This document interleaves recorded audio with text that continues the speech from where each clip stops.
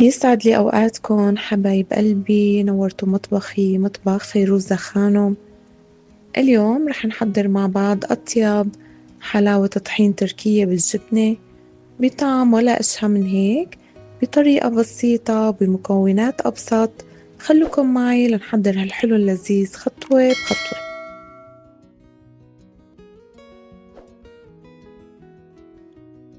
بالنسبة للمكونات، عندي هون بالبداية 2 كوب طحين، حوالي 320 غرام، ربع كيلو جبنة موتزاريلا أو ممكن جبنة مشللة بس تكون حلوة مو مالحة، 100 غرام زبدة، 3 معالق أكل سمنة تكون طيبة حوالي 100 غرام، 3 كوب سكر، 3 كوب مي، وعندي معلقة صغيرة عصير ليمون.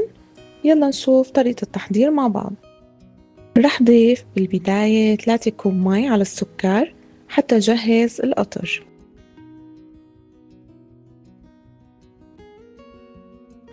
حطيت القطر على النار حتى يجهز بنفس الوقت اللي رح جهز فيه الطحين.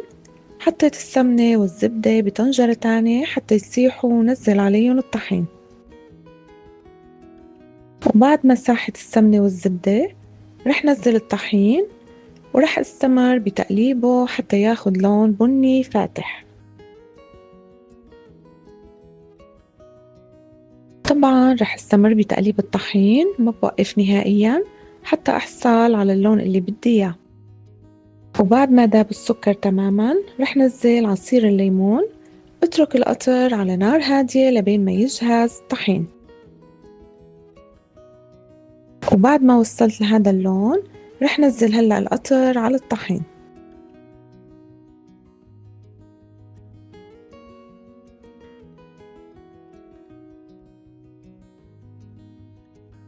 رح حرك بسرعة بالمضرب حتى تنمزج حبيبات الطحين تماما بالقطر، حوالي دقيقة مو أكتر. رح نزل هلأ الجبنة، استمر بتحريكها حتى تنمزج تماما مع الطحين وتدوب.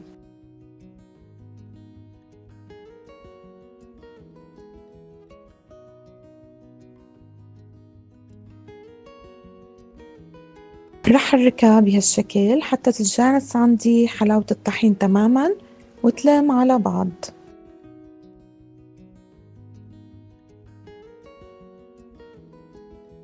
وهلأ بعد ما صارت عندي جاهزة طفيت النار ورح اتركها تبرد شوي حوالي 5 دقايق قبل ما شكلها.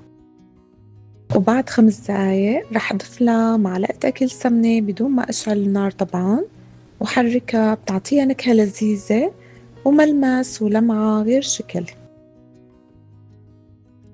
وهيك صارت جاهزة عندي. هلأ رح شكلها أو اسكبها حسب ما انتو بتحبوا. جبت هاي المعلقة للتشكيل، رح احط فيها كمية من الحلاوة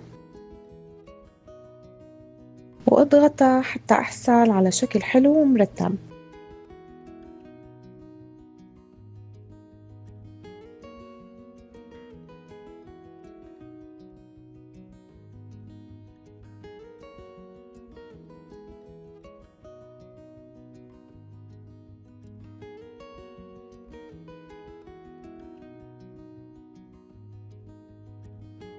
وهلأ هيك صار شكلها بعد ما خلصت تشكيلها. طبعا فيكن تشكلوها بالطريقة اللي انتو بتحبوها أو فيكن تحطوها بالصحن بطريقة بسيطة كتير. وهلأ رح زينها بالفستق الحلبي أو حسب ما متوافر عندكن.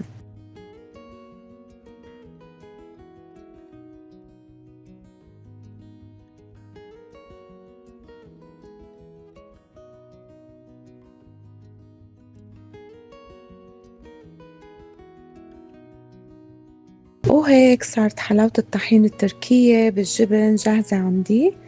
ما فيني خبركن قديش طلعت لذيذة وفخامة، والأحلى إنه ما بتاخد منكن مجهود ووقت.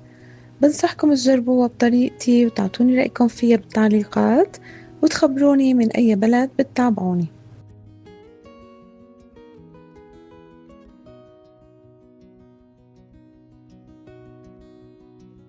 وبنهاية الفيديو شكرا حبايبي للمتابعة، شكرا لوجودكم الحلو معي. ما تنسوا تعملوا لايك وشير وسبسكرايب للقناة حتى تكبر عيلتنا أكتر ويوصلكم كل شي جديد. بحبكم كتير من قلبي، من فيروزة خانم.